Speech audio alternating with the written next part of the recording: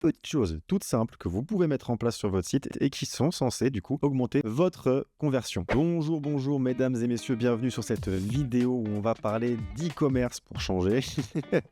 Moi c'est Hugo, j'ai 25 ans, je suis entrepreneur dans le e-commerce depuis 5 ans, j'ai plusieurs boutiques e-commerce. Ma plus grande boutique a fait 1,5 million en 2023, mais j'ai fait de toute manière une vidéo de présentation, donc n'hésitez pas à aller la voir juste après celle-ci si vous voulez en savoir un peu plus sur moi. Le sujet de la vidéo aujourd'hui, c'est les petits tips et les petits hacks qui permettent de mieux convertir sur son site e-commerce. Et là, effectivement, j'ai pu, auprès de mes clients, auprès de mes propres sites e-commerce, faire de l'A/B test et mettre en place certaines choses, certaines petites astuces qui ont augmenté mon taux de conversion sur la plupart des boutiques. Et donc là, dans cette vidéo, on va voir un petit peu une synthèse de petites choses toutes simples que vous pouvez mettre en place sur votre site et qui sont censées, du coup, augmenter de manière mécanique votre conversion. Comme on dit, c'est une vidéo à forte valeur ajoutée, c'est gratuit, c'est pour moi, régalez-vous. Le premier hack, il n'y en a pas vraiment un parce que tout le monde le connaît, hein, c'est de créer une offre irrésistible. Ça, c'est super important, on le dit tout le temps, d'avoir une offre qui est intéressante, qui pousse les gens à consommer. Donc, pour avoir une offre irrésistible, il faut bien évidemment qu'il y ait une grosse réduction, enfin en tout cas qu'il y ait une grosse opportunité, que ce soit le bon moment pour acheter. Là, vous vous démerdez pour trouver le comment du pourquoi, mais une bonne raison pour acheter. Il faut qu'il y ait de l'urgence, donc il faut mettre de la temporalité là-dedans. Si votre offre, c'est voilà,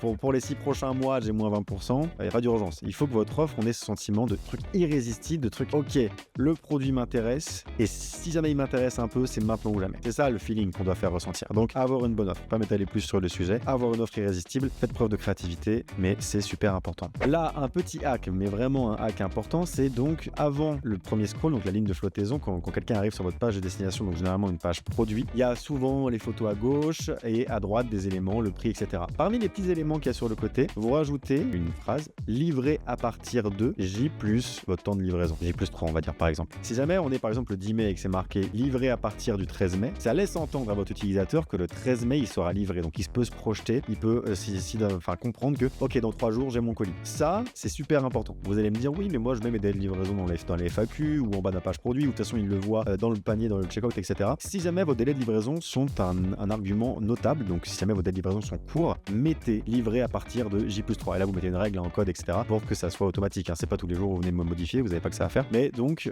ça fait drastiquement monter le taux de conversion. Nous on l'a pu le constater, maintenant on le met sur presque tout le site. Livré à partir de J plus 3, et ça permet effectivement aux gens de se projeter. Attention à certaines périodes, par exemple comme Noël, où là effectivement ça peut être un petit peu compliqué, et donc peut-être que retirer ça, ou en tout cas prendre large, mettre J plus 5, J plus 6, pour être sûr qu'il n'y ait pas trop de galère dans la promesse qui est faite. Cependant, n'oubliez pas que si jamais vos temps de livraison sont plus que J plus 7, ça devient pas très intéressant de le mettre de là. Mettez-le dans la FAQ, etc. parce que les gens ont le droit de savoir et parce que c'est important pour pas créer trop de déception. Mais si c'est plus que J plus 7, bon bah c'est plus tellement un argument positif, donc ne le mettez pas là. Mais dès que vous avez une livraison qui est plutôt rapide, J plus 1, J plus 2, J plus 3, J plus 4, J plus 5 même, mettez-le directement en haut, ça permet aux gens de se projeter vite, et donc c'est game changer comme on dit. Troisième point vraiment important, ajouter de la preuve sociale. Les gens, il y a tellement de sites e-commerce, il y a tellement d'arnaques, il y a tellement de choses, de choix qu'il faut leur apporter de la preuve et de la crédibilité, apporter de la confiance. Comment est-ce qu'on fait ça? On met des avis écrits, etc. un peu partout bien sûr, mais également des avis vidéo avec des UGC, etc. En bref, faire en sorte qu'il y ait des humains qui apparaissent et qui s'expriment autour de votre produit, de votre projet. Donc soit des humains qui témoignent, des humains également dans les shootings photos pour faire en sorte de juste voir que l'entreprise est suffisamment sérieuse et professionnelle pour avoir des mannequins, quoi. Des choses qui sont importantes réellement. J'insiste là-dessus. Donc de la preuve sociale, c'est tout ça, mais ça peut être même juste simplement des captures d'écran de conversation WhatsApp, enfin selon votre service, selon ce que vous proposez. Juste apporter de la confiance et de la crédibilité autour de vous. Ça peut être une section Il parle de nous avec la liste des médias ou des différentes entités qui ont parlé de votre projet. En bref, la preuve sociale, c'est super important, ne le négligez pas. Si vous en avez pas et que vous performez déjà, vous n'imaginez même pas à quel point vous allez performer si vous en rajoutez. La preuve sociale, c'est sur le site, mais c'est également sur les réseaux sociaux, c'est dans vos pubs. La preuve sociale, il faut en mettre toutes les sauces partout.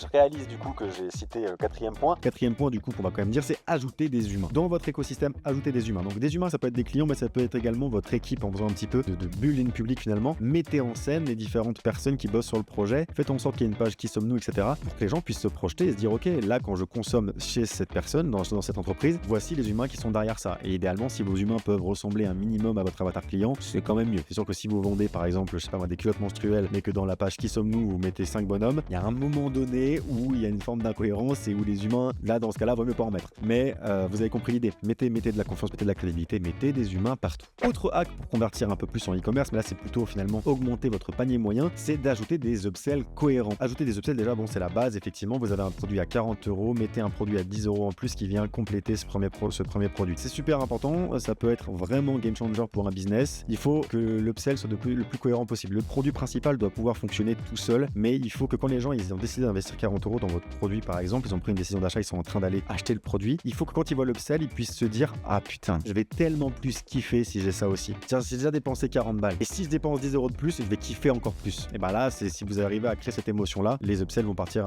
très rapidement et vous allez pouvoir augmenter drastiquement votre panier moyen. Il y en a qui mettent des upsells juste pour mettre des upsells et qui du coup mettent des upsells qui sont pas très cohérents, qui donnent pas envie. J'ai rien à dire en fait. ça fonctionne pas quoi. Ça fonctionne moins bien. Plus votre upsell est cohérent, ça marche. Et normalement au niveau du prix, moi je dis qu'il faut au moins que ce soit 4 fois moins cher que le produit principal pour qu'on soit vraiment dans une démarche d'upsell où vraiment la personne a une décision d'achat et doit juste rajouter un billet supplémentaire sur la table et que ce soit pas trop un frein. Parce qu'il y en a ils mettent des upsells au même prix que le premier produit et à un moment donné, bien sûr que ça marche pas. Enfin, ça marchera de temps en temps, mais c'est pas une mécanique business qui fonctionne. Donc voilà, si vous vendez un produit à 40 €, un upsell à 10 € maximum.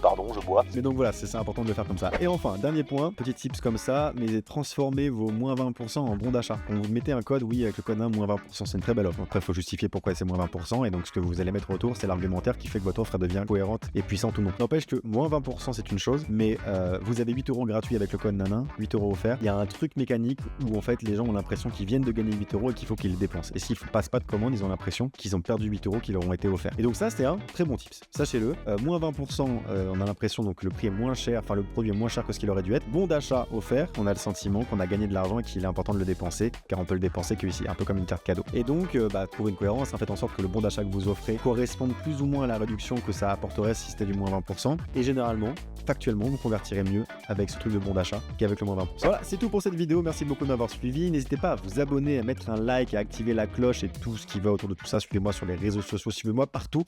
Et sachez qu'à chacune de mes vidéos YouTube, je fais gagner 1 heure de coaching. Donc, vous pouvez écrire en commentaire je veux être coaché. Et si vous êtes tiré au sort, on vous contactera directement via YouTube. Normalement, dans la description, vous trouverez également des liens affiliés si vous voulez vous lancer du coup sur Shopify. Vous pouvez du coup suivre mon lien. Ça soutient la chaîne et ça nous permet de gagner de la moula, tout simplement. On va pas se mentir. Et donc, si jamais vous créez votre boutique Shopify par notre lien, vous avez le premier mois qui est gratuit, etc. Ou un truc comme ça, je vous laisse lire.